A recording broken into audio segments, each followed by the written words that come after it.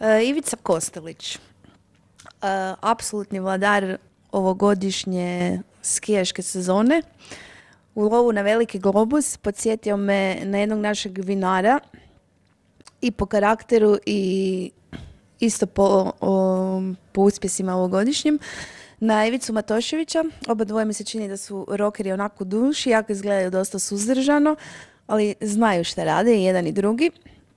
A kako je Ivica krenuo velikim uspjesima u lov, tako je i Ivica Matošević ove godine krenuo u veliki lov na svjetsku vinsku scenu, pa znači Ivica Kostelić, Ivica Matošević, Grimalda crna. Mislim da bi mu to onak super pasalo karakterno.